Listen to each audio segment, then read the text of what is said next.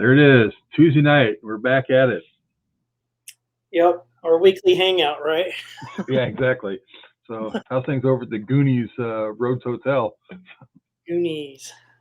Yeah. Not too bad. Busy. I was talking to Crystal the other day, and I think we got Saturdays booked up until like November, I believe. Yeah, she was telling me about that. That's amazing.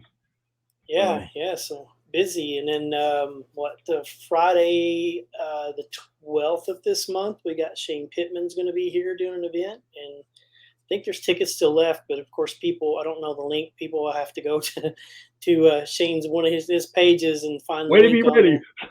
So yeah, well, I mean, it's like we don't have them, normally like Rhodes Hotel. So, but yeah, those are available. I think a few more tickets might be left, I believe, from my understanding. There's not very many tickets that they're selling for this. And then October 29th, we're doing the co-event, I guess you could say, with the Asher Walton house there, a few houses down. So busy. How's Robbin? Yep, sounds like it. Oh, more so than I want sometimes. So yeah, it's gotten crazy. Well, you guys have you got Shane coming up for the 12th, and then a public on the 13th. So that'll keep you going. Yeah. And, yeah. We've been busy working on this house project out at Ashmore, and one thing that if there's one person that hears this, if they pay attention and listen, if you got a kid that does not like school, doesn't like school whatsoever, doesn't want to go to college, get him into trades business, because there is such a shortage of these people right now in electricians, plumbers, roofers, siding work, everything. And it's like, it's a good business. You can get into it. You make a ton of money out of it. And it's out there. And it's just you can jump into an apprentice program, probably do, the skilled craftsmen are looking for apprentice, people to help them. So put your kid, push them that direction, get them male or female. I have a friend of mine who's she was a sheet metal worker until she retired. So it's not girls can do this job just as much as the guys can. So push them towards the trades. Yeah, I can vouch for that, because like I've had a few times I've had to have somebody come here to give me quotes for a few things here, and they show up, and then we'll get you a quote in a few days, and then you never hear back from them. You call them a few times, and they don't. Yeah, they just flake out on you. I've got two guys. I can do this work myself, but if I get somebody else helps me speed along. So I've got two guys that I've been sending text messages and calling constantly about doing the job for me, and they were like, "Oh yeah, we'll do it. It can be out there start in 2 weeks." That was 2 weeks ago, and now I hear crickets. Nothing. There's nothing at all, and it's crazy. So, but oh well, such as it is. Well, but yeah, we've still got some dates available. November, if you're looking for a Friday or Saturday, that's when our Fridays or Saturdays are available. And we're still doing a lot of stuff during the week and weekdays. Love doing the weekend during the daytime, or during the weekdays during the day or nights or whatever. Yeah, we've got them all open. So we're always looking forward to people coming out and doing stuff like that as well. Yeah, I noticed you're home tonight.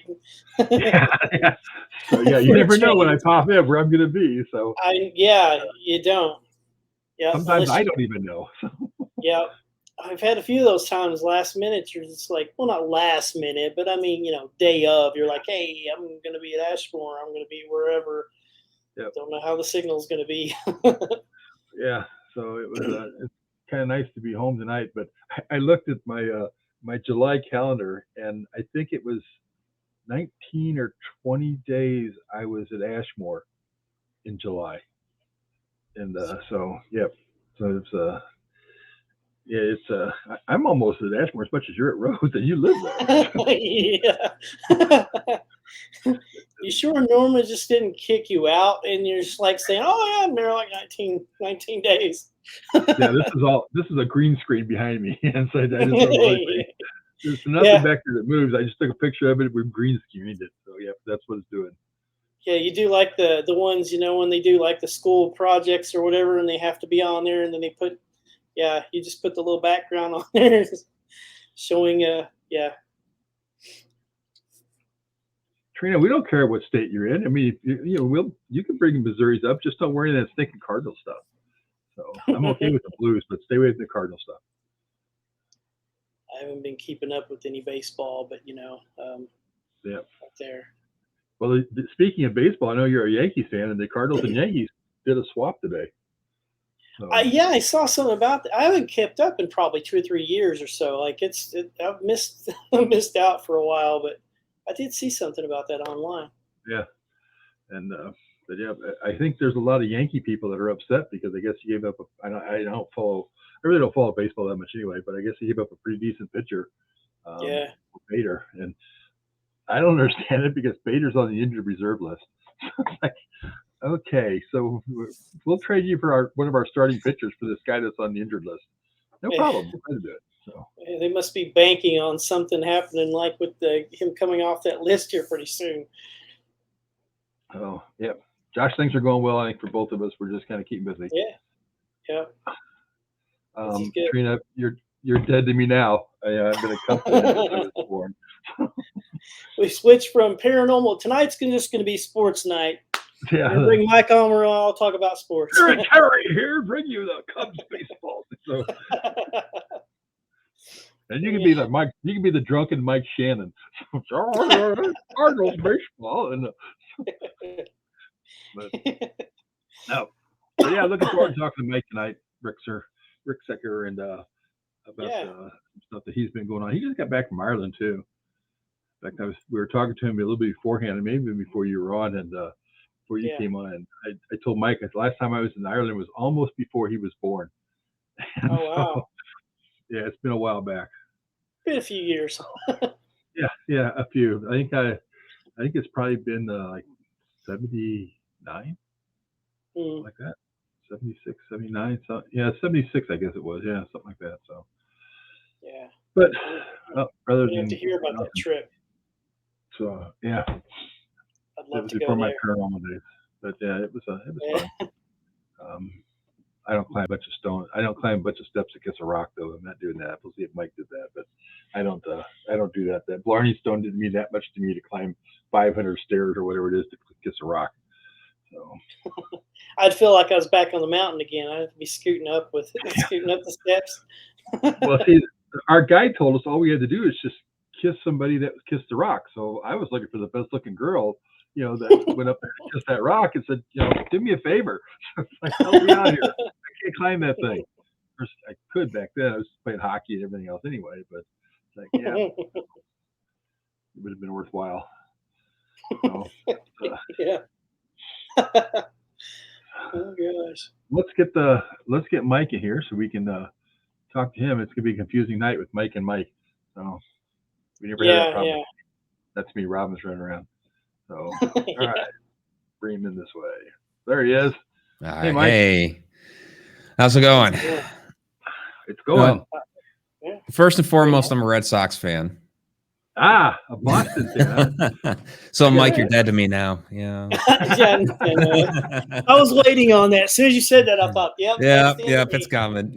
So I guess not to kind of talk baseball in a second, but because how did you become a Red Sox fan? Were you from Boston area or something? I spent 10 years as a kid in Massachusetts. So. Oh, okay. But originally from the Cleveland, Ohio area. So my football team is the Browns. I'm sorry. Yeah. They used to be good way back in the day before they left town and became the Ravens.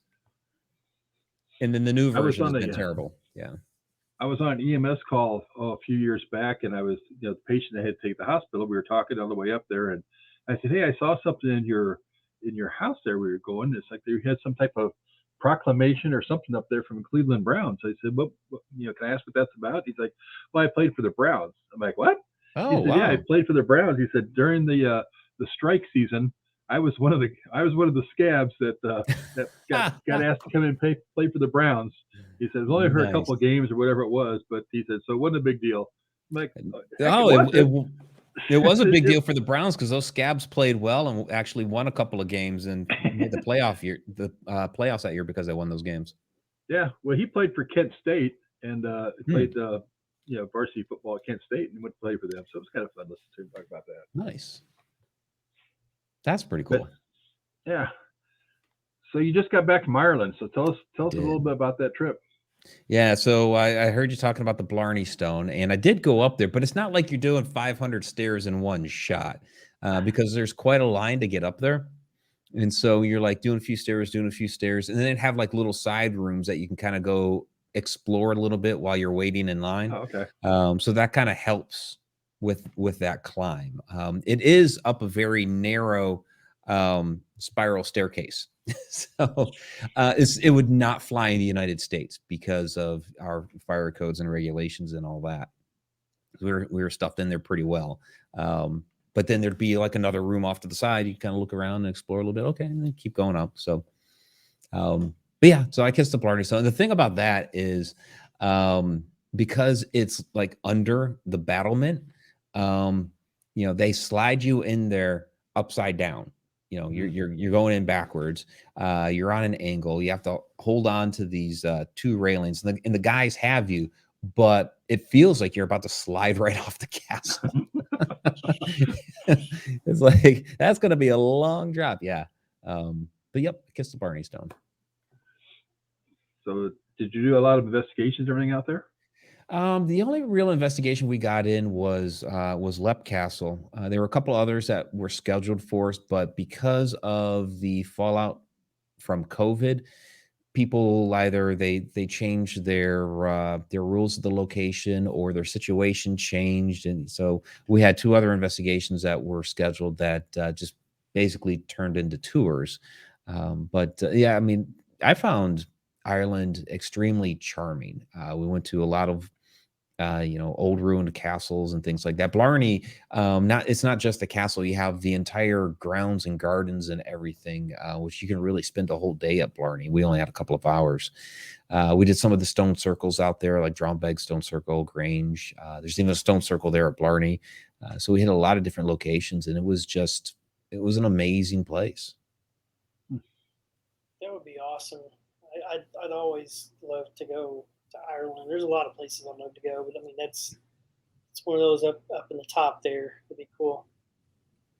Yeah, definitely. I recommend it to anybody. And if you do go out to Ireland, track down Eddie Doyle. He was our driver, and fearless man, really funny and engaging. He was a real hoot. So yeah, definitely hunt him down. He will give you the real tour. Now, when I was there, it was over 40 years ago, and back then the roads in Ireland, I mean, if you had like a semi, was not a semi as we know them, they were probably like a big van or something. Some of that stuff, is it similar to that still now? Oh yeah, I mean, they have some highways and larger roads and things like that, but and this is what Eddie told us, because mostly we're going down these like little narrow roads with this tour bus. But what they did was they paved over their old cow paths. They said they're proud of their ancient roads. They wanted to keep their ancient roads. So they just paved over these old cow paths, and they keep up on the maintenance. There's like no potholes or large bumps or anything like that. So because the roadside is reduced, they're able to keep up on them better. But yeah, there were times that, we're going down this road with this big tour bus, and the other cars kind of had to go off on the side a little bit, or like when we were going up to Drombeg, there was no place for any of the other cars to go. It was that narrow. So we're going up, and the other cars that were coming down, they started going in reverse back up the hill. God. Yeah, it was crazy. Kind of like that show that was on TV that with the trucks that are going the dangerous highways. When you're looking over the edge, and it's like a 500-foot drop down, and like I don't see ground other than what's way down there. Yeah, some of those spots in like in South America, like Peru, Bolivia, where it's just like a sheer drop straight down. No, I'm not going to drive that ever. Nope. I can't do heights, so I'd be terrified the whole time. Yeah. Like, no way. Yeah, I hear you. Yeah, because even like being up there on the top of some of those castles, it's like, ooh, that's down there a ways. Yeah. There's a moat down there to land it, maybe, without alligators. Yeah, if you're lucky. So thanks. when you guys did your investigation, did you pick up on anything while you're doing it? You know, it's interesting because with LEP they have the Bloody Chapel and there's the elemental that's supposed to be there. Excuse me, and all that. I'm actually still getting over COVID. I came back and was sick, so I have a little bit of a cough. So there's all these different legends, and it's supposed to be, you know, like one of the most haunted castles in Ireland, and people, you know, we're doing small little investigations, but and I guess I got some different responses off of, you know, like SB7 or some different apps and whatnot, but most of us found it just really, really extremely peaceful there. You know, it was just very, very serene. It was like a, you know, perfect time of day that we were there, because we were there early evening and onward. And so, you know, like we're up in the Bloody Chapel, which is supposed to be, you know, like one of the most haunted locations. And it's just like, this is really nice up here. So I guess we caught it on a down day for paranormal activity, but definitely a plus day if you just wanted a really, you know, beautiful Ireland experience. Yeah, just the experience of being there is probably just amazing in itself. I mean, you know, the paranormal, I guess, getting activity and stuff would be that big bonus on top of it. Oh yeah, because you know the way when we first got there, since it was, you know, early evening, the way the sun was like kind of coming through the windows, it just kind of shone that whole room. Plus, you had this amazing view of the Irish countryside from up in that Bloody Chapel, because that's all the way at the top of the tower, and it's just breathtaking up there. So and also we got a treat. You know, Sean Ryan, who owns it, he's a professional musician, so he's playing some music for us at the end, and his daughter, who's a professional river dancer, came in, and so she's dancing for us while he's playing. It's like, this is awesome. That's cool. They did another trip in March. I think you were in Alaska. Something with the triangle or something up there. Oh, Alaska was a couple years ago. Last year was Egypt, but we're doing Egypt again this coming February. So that's Stargates of Ancient Egypt, that particular tour. So if people want to come to Egypt with us, come on. And then we are doing Egypt again, or not Egypt again, Alaska as a tour next fall, early fall, because it does start getting chilly up there in Alaska. A little bit. You know, Yeah. Egypt is on the very top of my list.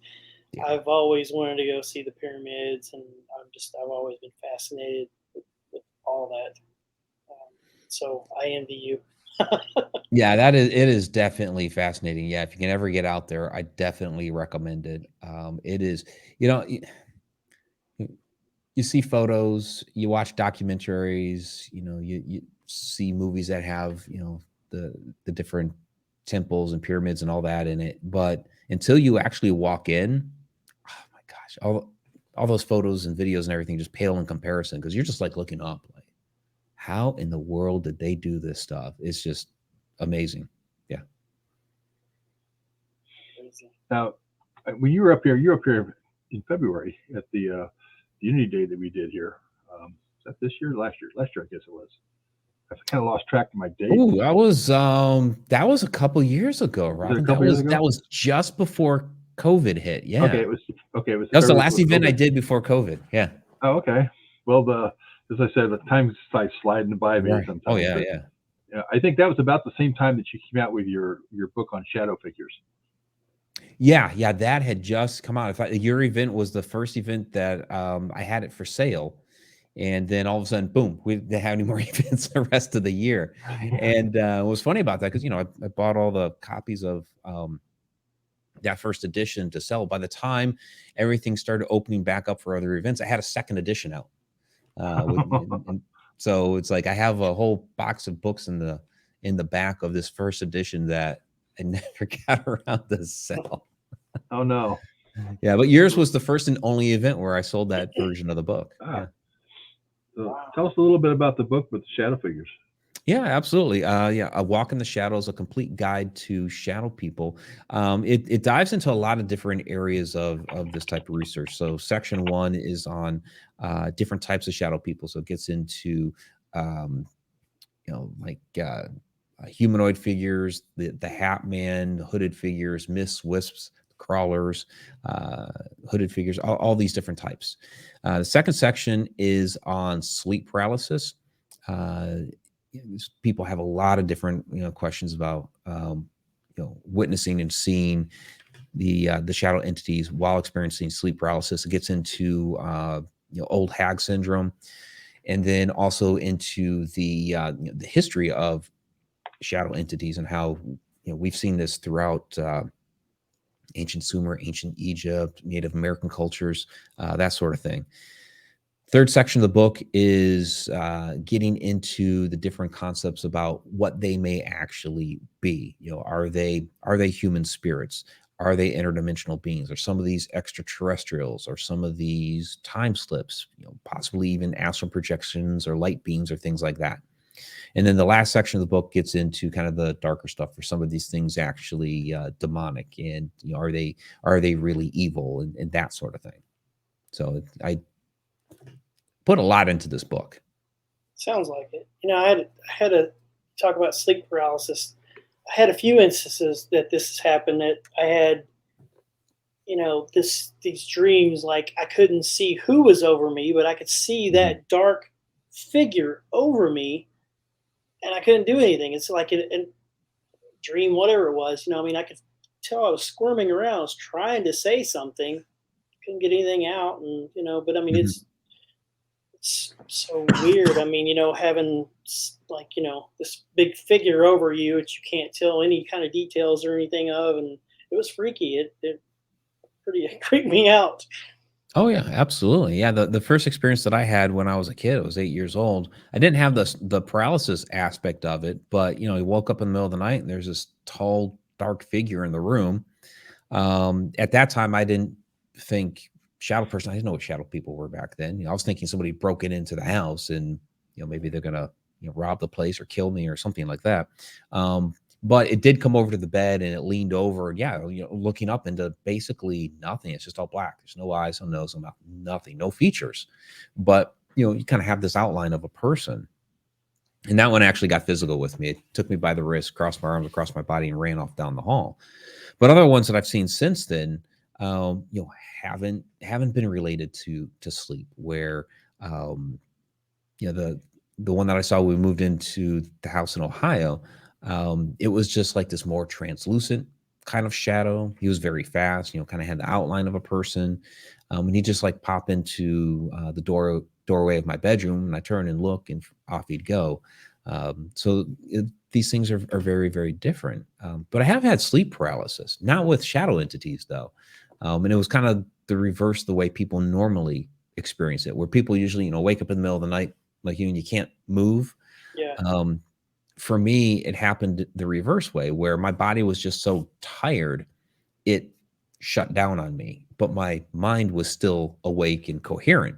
And both times it was in a work situation. I was in work at the time, and it's like, and the first time around was when I was still in the Air Force, and I was at work, and my body shut down, my brain's awake, and it's like, oh, this is not good. I do not want to get caught sleeping on the job. Yeah. But I wasn't really asleep. I was awake, but couldn't move. It was bizarre. Yeah. Now, besides Amazon, where can somebody find the book that might be interested in it? Amazon's a great place for that. You can go to my website, MikeRicksecker.com, and click on the link, but it's essentially going to take you to Amazon. But Barnes and Noble, Books A Million, any like online resellers, or if you want to go to your local bookshop, and if they don't have it, you can always have them order it up. Okay. And you're going to be up in Michigan in a few weeks then too.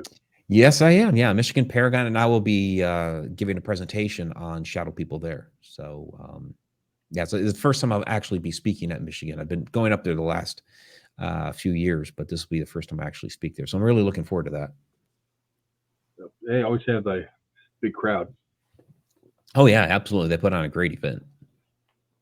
We're talking about shadow figures. I've had times that people come here because you see them here from time to time. And they automatically assume that it's some kind of a dark entity. So, Yeah, and that's unfortunately it's kind of a misnomer. I mean, sure, some of them are evil, nasty, nefarious, up to no good, that sort of thing. But most of them are rather benign. They're neither evil nor good. Most of them are just kind of watching, standing, observing, that sort of thing, which is sure, it's creepy. Kind of an invasion of privacy. You didn't invite the thing in, but there it is. But some of them are actually benevolent too. And so, some of them have actually helped people.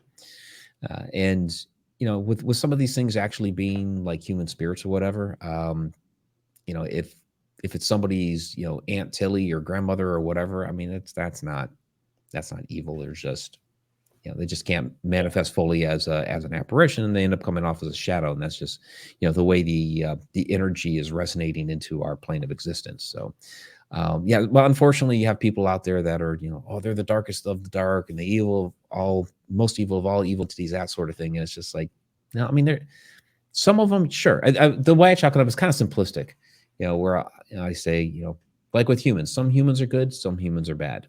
Same thing with shadow people. Some shadow people are good, some shadow people are bad. They each have their own agendas, and until you do like more research and investigating that particular shadow and the location where it's at and all that, you just really don't know until you do that work. Yeah, it's kind of like step away from your TV. Yeah. And not everything is a demon, right? Yeah. Yeah, I kind of got yelled at a little bit or bitched at a little bit about Rhodes Hotel. I always stay in one room up there. I've really never had an experience, but I stayed in the room up there. I think a lot of times too, it's the spirits. And when I'm working at a location, they just like, yeah, he just worked up here. He's not trying to talk to us or anything anyway. But so I stay in this one room up there. And so a friend of mine was up there, Ashley, and she's like, which room should I stay in? I'm like, I always stay in 8. I said, that's just the room I stay in all the time. So anything happened? I'm like, nope, never had anything happen when I was in there. She's like, okay. So she decided to stay in 8. She wakes up in the middle of the night, and there's a window that's right there by the bed that looks out over the church. That's right across the street. And she's like, there was this really tall shadow figure standing right there. It's like, I thought you said nothing happened to you. Like, it didn't happen to me, but it's like, I can't help it. It's, they wanted to check you out, obviously more so than me. Right. Yeah, that's the thing. You can't make it happen on demand. It just, yeah, it's pretty random most times. Oh yeah. You got to make it over to Rhodes Hotel. That's been a little while. I remember I was here when you made it over here that time. Yeah, it's been a few years. Yeah. Got invited out with another group and hung out for a while. That was probably a good 3 or 4 years ago now. It's been quite a while. Yeah. Yeah. So yeah, I'd love to come back for sure. Yeah. Come out sometime. Be good. Yeah. Be cool. Yeah, I'm gonna be in Atlanta in September, just not Atlanta, Indiana. Wrong Atlanta, right? Right. It's the other one. It's about 9-10 hours away. Yeah, it's going to be a little bit of like it is down there. What's that? I think. Hot Atlanta. Yeah. Hot Atlanta. Yeah. Yep. So that should be a good time down there. And, oh yeah, for sure. Yeah, and you speak quite a few different places too, don't you? I mean, other than just you got. I think you had your podcast. You still have that going on. Yeah, I still have the podcast going on, Connecting the Universe. So what that has become, it's a Wednesday night online class. And so people that are members of the site get to come in and experience the video segment of that, submit their questions, all that. And then I release it as an audio podcast later. So that's Connecting the Universe. And people can get that on, Spotify, iHeartRadio, iTunes, all that. So I'm still doing that.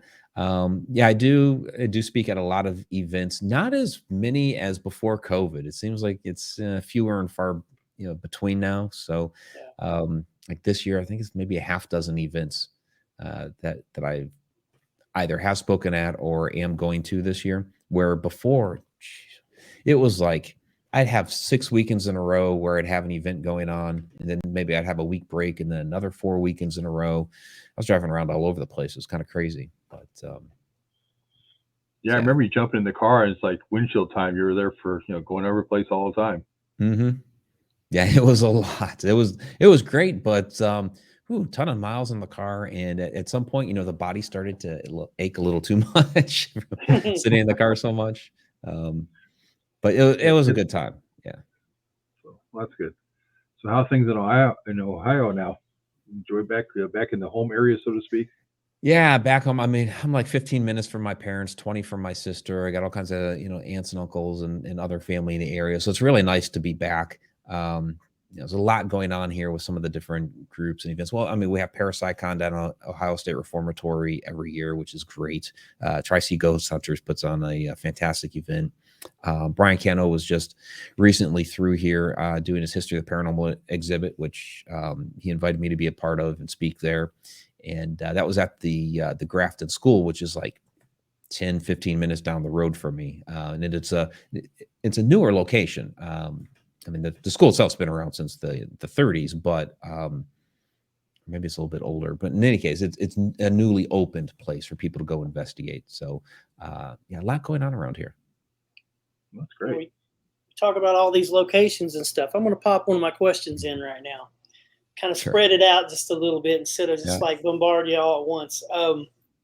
Speaking of locations, if you could investigate anywhere in the world, where would you investigate? I know you've been to quite a few places, so it'd be interesting to hear what. Yeah. Good question, because I've hit a couple of bucket list items here recently. So going to Ireland, going to Egypt. So one thing I've always wanted to do is the Paris Catacombs. Like not the touristy side that they let people into. I want to go into the restricted area. That would be pretty awesome to investigate down there. That would be a cool one for sure. Yeah. Now, have you approached anybody about trying to do something like that? No, I haven't, because I haven't had any plans to go to Paris yet. Yeah, but that would be pretty. 2024 is open. Yeah, 2024. Actually, I'm starting to line things up for 2024 already, if you can believe that. So, that's great. But we'll see. Over the next several years, going to be a lot of interesting investigations and tours like that are going to be coming up. Any crazy experiences in Alaska when you were there? Well, yeah, when I lived there. Now, I wasn't really so much of a paranormal investigator as I was just learning, back then. I'd had my first little paranormal investigation when I was about 14, 15 years old, late 80s. Didn't really know that's what we were doing at the time. When I got up into Alaska, new Air Force recruit, and I got married right away. So it was like my focus was elsewhere. But the first apartment that my ex-wife and I lived at, we thought was haunted. There was definitely something that was going on there in the back part of the one room downstairs.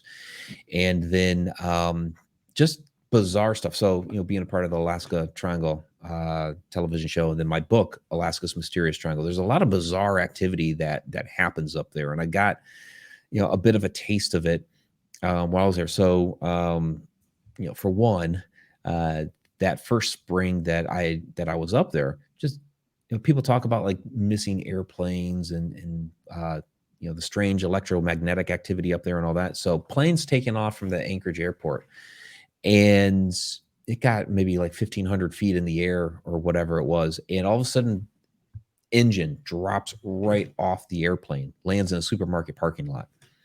And somehow nobody got hurt. It was in the back side of the parking lot.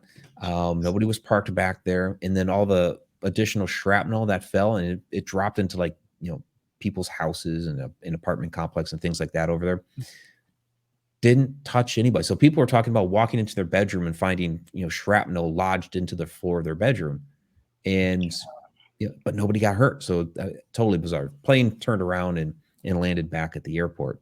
So it's good nobody got hurt, but still bizarre stuff like that.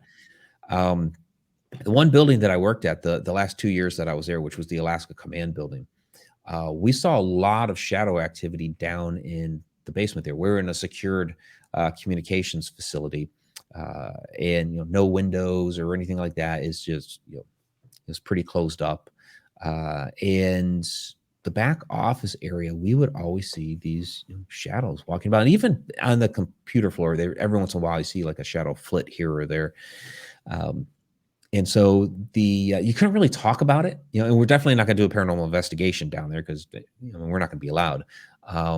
You had to be really, really careful about what you'd say and how you talk about it, because if you got overheard by some of your superiors talking about that sort of stuff, you might find yourself down at mental health and getting your security clearance pulled. So, so really, we're just kind of whispering about it, and so my supervisor and I would kind of chat about it a little bit here or there, and some of the other airmen and I were like, "God, did you see that?" Yeah.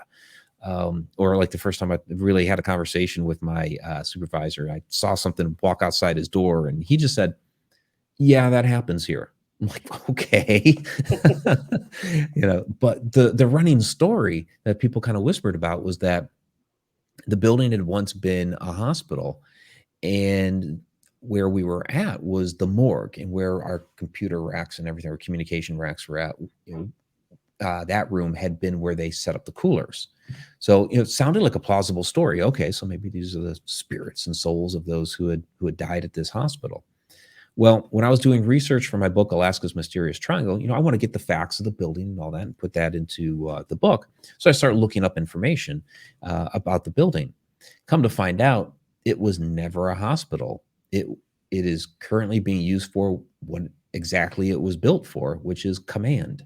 So then it's like, okay, so where in the world did what are these shadows then if there was no hospital? I understand like the genesis of the stories. The people are, they're seeing the shadows, are trying to attribute it to something. So somebody along the way created the story of this building once being a hospital, but this still doesn't explain what the shadows were then. I'm thinking maybe some sort of time slip that, we're seeing, shadows of people who had once to work there or are going to work there in the future. Maybe they were shadows of us.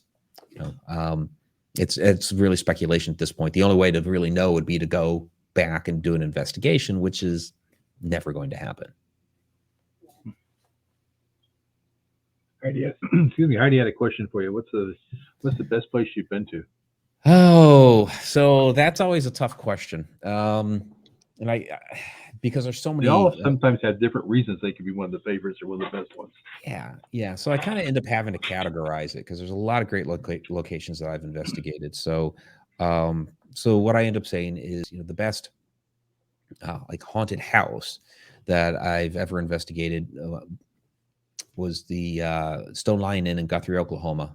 Absolutely loved that building. Just a creepy old house with there's always like voices and footsteps, and just has a really great vibe, and it's a beautiful house.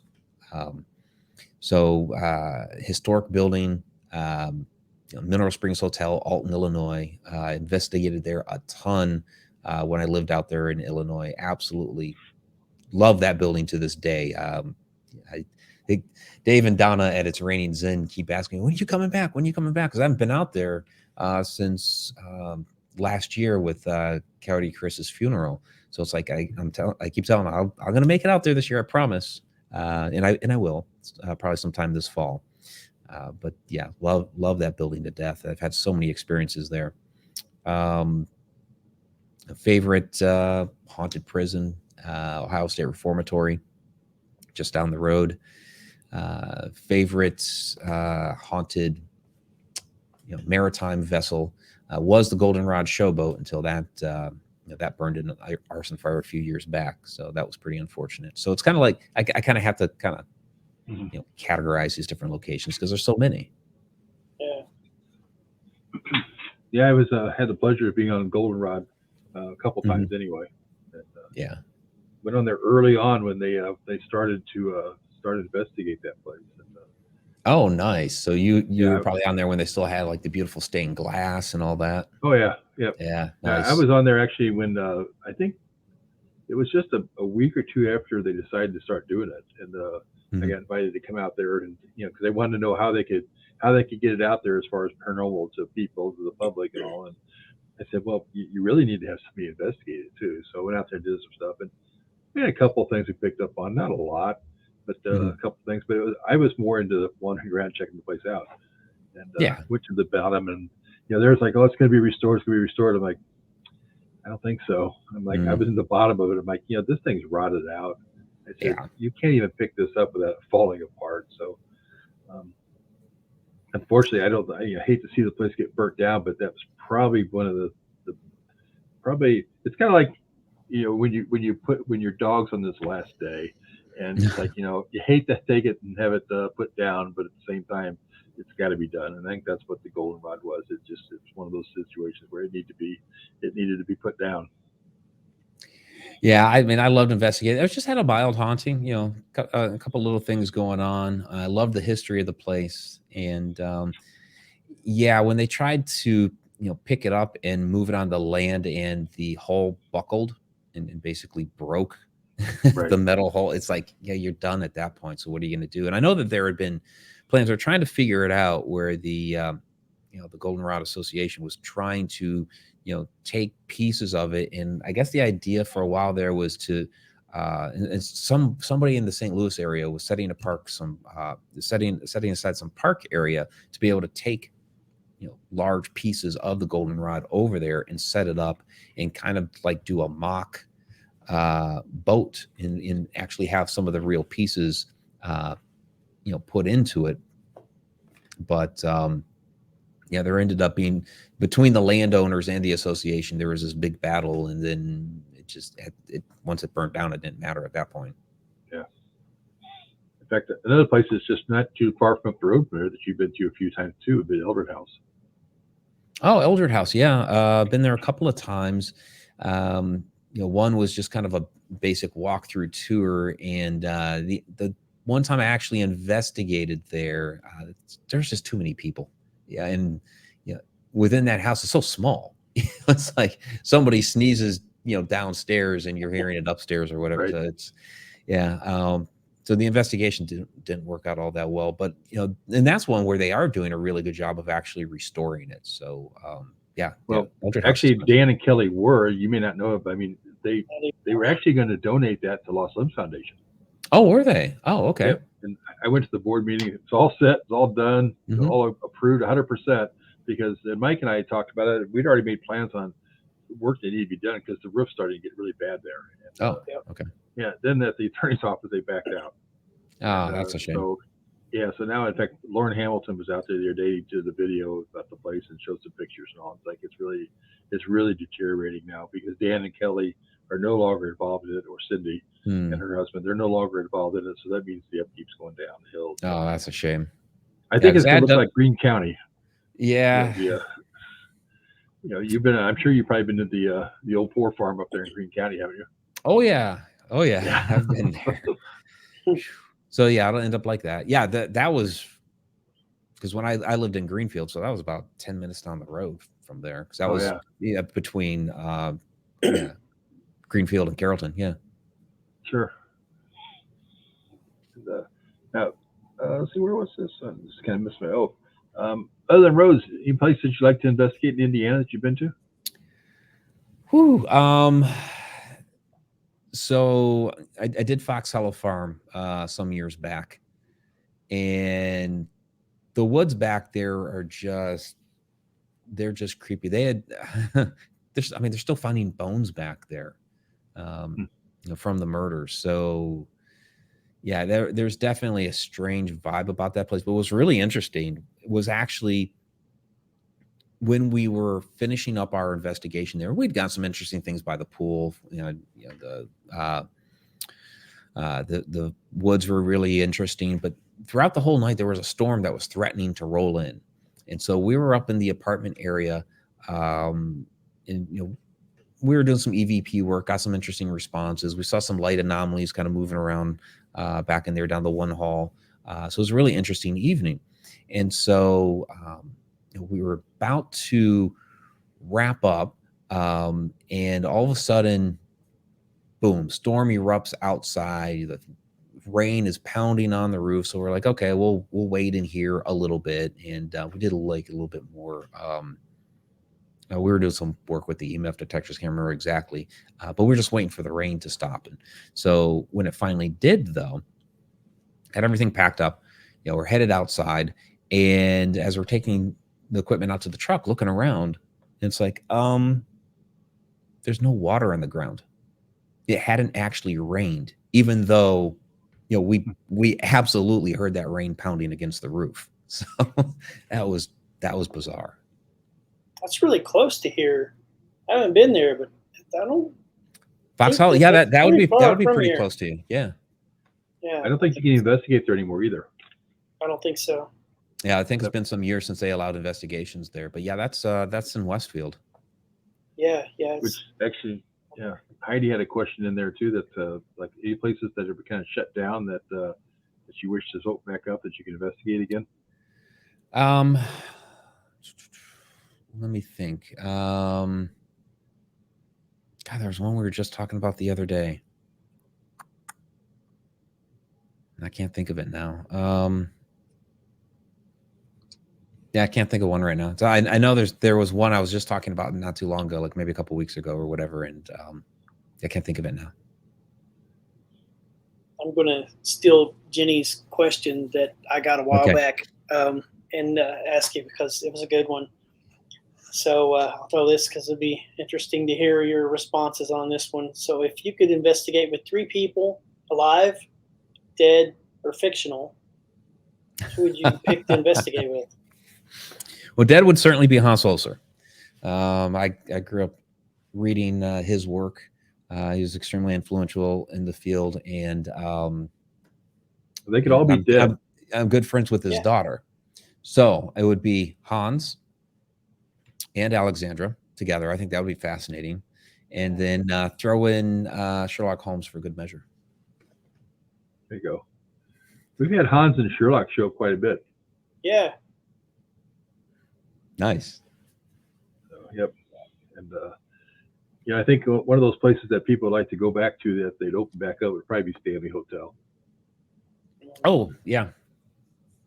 And I think they probably will at some point. They're probably losing a lot of revenue source by not doing it, because that's what it's been known for. It seems like. I mean, they still book the place, but it seems like they do events out there quite a bit just to back the place, but not doing that probably as much now. Yeah. Well, the one location that I was just at, Charleville Castle in Ireland, coming out of COVID, they're not doing the investigations there anymore, but and that was one of the places that we were actually going to investigate. So kind of missed out on that, but I would have loved to investigate it there. But I did actually do a little work there with the dowsing rods, because they were talking about the energy between the 2 towers, that there's interesting things that happen. So so let's see what happens, with these different energy shifts. And what was interesting was with the rods and what they call the red room, and that's the I'm trying to think here. So that would have been the west tower.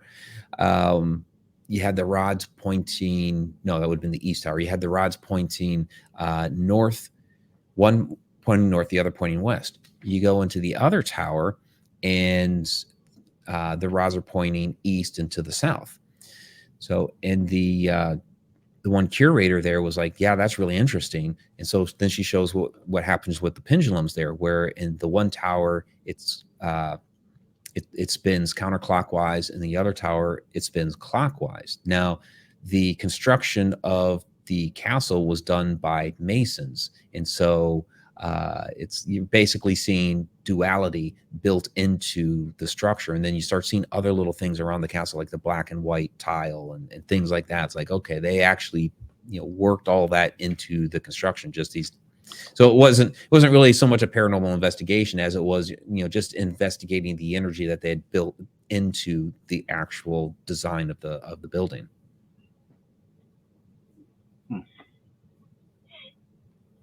Yeah, at least you were able to use dowsing rods to try to pick up on something or do something, make something happen energy-wise. Yeah, got a little bit of something there, yeah. Yep. So you got any investigations coming up that you're doing, just like even private stuff at all? Not really. Not really. I've kind of been buried in a lot of different projects. So right now I'm in post-production of the Shadow Dimension season 2. So that's taking a lot of my time with going through the editing. Still a couple of interviews I'm trying to grab for that. but mostly it's in post-production. Also working on my next book, Connecting the Universe, which is, yes, the same name as my podcast. And then, yeah, all the other little things that seem to mount up week to week. So yeah, I don't have any investigations lined up right now. Something that a lot of people always ask about, like, what's your favorite piece of equipment or go-to piece of equipment? Yeah, this is what I always say. Best piece of equipment is your body. But as far as like the technology, over the years I've used a lot of different gadgets and devices, and try to bring out like a lot of big technology, things like that. I always go back to the old school stuff. Like, just give me an audio recorder, a notepad and a pencil, and a camera to take some photos or a little bit of video, and that's really it. That's all I need. Keep it simple. Oh yeah. There you go.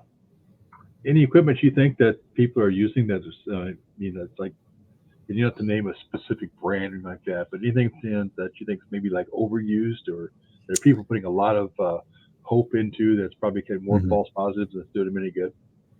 I mean, for one, personally, when it comes to like Ghostbox or SB7 or something like that, they give me a headache, so I just I steer away from them. Plus, I have some different theories and ideas about can a ghost really speak in radio, that sort of thing. So I've always been like on the edge with those. But I've also seen people get some really, really interesting responses. Same thing with like the apps. Being a computer programmer myself, I know how somebody could in the background, with the way those things can be programmed, they could manipulate that. So I would want to, when it comes to the apps, I want to know a lot more about the program, who programmed it, that sort of thing. They're never, of course, going to share the source code, which would, really let me know how it was built.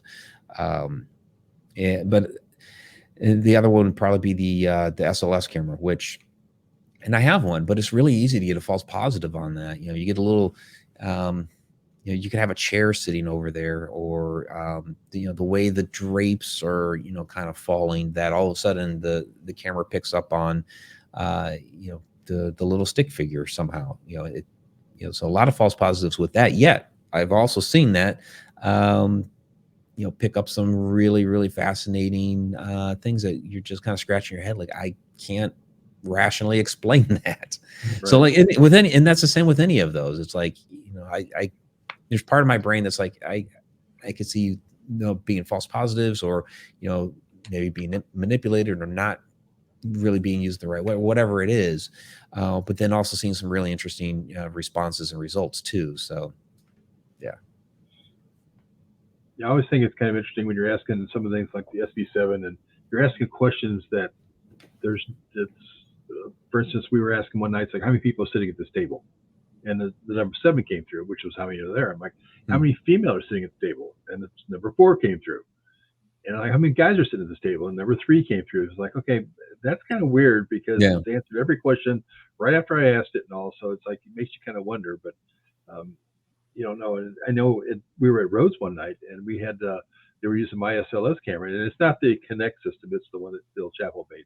Oh, okay. And, they were upstairs on the 2nd floor, and there was a stick figure standing next to one of the girls up there, and so it was supposedly kind of messing with her. Let's just leave it at that. Mm-hmm. And so one of the guys walked over and says, "If you touch her again," and he raised his arms like, "I'm going to hit you in the head," and the stick figure ducks. I'm like, okay, that's just kind of weird. I'm not sure. I mean, I kind of thought it was probably just mapping something on the wall or something like that. But when he raises his arm up and the thing ducks away from it 2 or 3 different times, it's like, okay, I'm not sure how that's happening and why that's doing that, but it's kind of weird. I'm not sure. I can't figure it out. Yeah, we had one a few years ago where one of the investigators is sitting on the bed, and they're like, it feels like somebody's sitting next to me. So I've got the SLS camera sitting there, and sure enough, all of a sudden there's this. It wasn't a stick figure standing up. It was a stick figure that was kind of laid out across the bed. And it's like, okay, that's really odd and interesting, and so in the whole while, we're doing an EVP session. We got some interesting responses to that. And then, one of the towards the end of that EVP session, one of the responses that we got, was like, I have to go. And then all of a sudden, the SLS camera, you see the stick figure that, was like laying, rising up off the bed and then just disappearing into the air. It's like, okay, I guess they left. Yeah. Wow. Yeah, I was with the Booth brothers when they were at St. Albans, and they were using my SLS there. And there's one room. Have you ever been to St. Albans? No, I haven't. Okay, well, there's a story that the one girl that was there, she ended up having a baby and put the baby in a jar, and the baby died. And she had it in a closet, kept it hidden in a closet because nobody's supposed to know that she was pregnant and all. And so he had my SLS camera, and they were showing it in the room. And then he kind of pointed inside this closet, and there's this small stick figure shows up inside the closet. And there's nothing in the map at all. It was just kind of weird because it fit the storyline just perfect. I mean, you couldn't have wrote it any better, and couldn't have set it up any better. So I think the big thing with that stuff is you got to know when to toss stuff out and just say, no, it's not paranormal. And when in doubt, throw it out. And there you go. With that. But, I get a lot of static from people when they come up to the Ashmore, and they'll come out. They even did it this weekend. They want to argue with you about something that they think is paranormal, and you're like, no, this is what it is. They're like, oh, I don't think so. I'm like, yeah, I kind of think that's what it is. And they're like, oh, I said, well, I'll tell you what, you guys had a good experience with it. That's fine. I can't say that it's paranormal, but if you guys, that's up to you. You guys can go with it. Yeah, and a lot of times it's like some sort of orb, and anymore these days, it's not so much the dust orbs as it is little lens flares on cameras. You get that green little lens flare, or even one of my cousins a couple of weeks ago sent me this photo. Yeah, they were at a campground. They got the campfire going, and there's this like green object or whatever that's off on the side that's near this chair, and she's telling me the story about some different people from her father's side of the family. They used to go to this campground. They do this, that, and the other thing, and they'd passed. And is that one of them that's actually with us? And looking at the fire and looking at this greenish object that's over there by the chair, it's like that's a lens flare from the fire. So, but a lot of times, people are seeing these little green orbs with photos that they're taking off of their cell phone camera, and it's like it's just a lens flare. It's not an orb. Sorry. What's kind of fun when you're taking pictures and you're seeing dust particles in the air. And I've shot a couple of pictures. I'm like, this is going to be a great orb. And you take a picture of it, and it bounces off, and it's exactly what you thought it was going to do. Yeah. It's like, oh, there's a nice picture with this great orb that I thought I was going to catch because I could see the dust particle in the air as I was pushing the phone gap to take the photo. So, and I almost wanted to throw it out there and say, look what I caught in my basement today. And people were like, yeah, I'm like, okay, I saw the dust particle in the air floating before I took the picture. It's not an orb. So. Yeah. Oh, we did there was an asylum that we did about 10 years ago. And this one hallway was really dusty, and we kicked up some of the dirt and took a photo specifically for some of the presentations that we gave, to give an example of this is just a dust storm. These aren't spirits. So we had like this magnificent all these dust orbs all over this photo. So when we present that in the presentation of these are not spirits, this is just dust. But yet you will still have people argue with you. Well, those could be all the people, the lost souls from the asylum. It's not. We purposely made this photo. or go over and hit the cushion on the couch real quick and watch the dust come up on it. Yeah. You're smacking your. Yep. So, well, Mike, tell us what's a good way that people can reach you. I threw the website up there, and in fact, actually, before we do that, let me because Tracy actually had a pretty good question here. It's like, have you ever been freaked out at any location that made you want to step out for a while? No, I get that question a lot. Like, what was your scariest place or whatever? I'm curious in nature, so if something's going on, I'm gonna go toward it. But what I end up telling people is there is a location, there is an instant that happened when I was not actually investigating, where I said we should go. It was in Salisbury, Maryland. I was really off the beaten path. was there for something personal. I was talking to a woman down off of a ledge, a friend of mine, and she had parked her SUV back behind her old childhood home, which was now an abandoned building. There were these dark woods back behind it because it was kind of out there. And so I'd gone down there to try to help out, and got out of my car, which I parked in the driveway, went into the backyard and got in her car. And we're, just back there talking for a while, trying to, talk through things. And all of a sudden I notice in the side mirror, these short shadow entities that started coming up by the tree trunks of the woods back behind us. And she noticed I had known something. She was involved with the paranormal a bit too. And she's like, "You saw something, didn't you?" I'm like, "Yeah, I did." And I told her what I had seen. And there were more and more of these things kind of coming up, but we continued to talk. And after a little while, I saw one of those shadow entities come up, behind the SUV. And that's when I told her, "You know what? We should go. This is not what we're back here for. It's getting dark. It's getting heavy. We're back here for totally something else. We should move on." And so she agreed that, she would follow me out and we'd go talk somewhere else. So I got out of her car. I'm looking around. There's still these short shadow entities over by the trees. I did not see the one that came up to her SUV. And I started walking back to my car.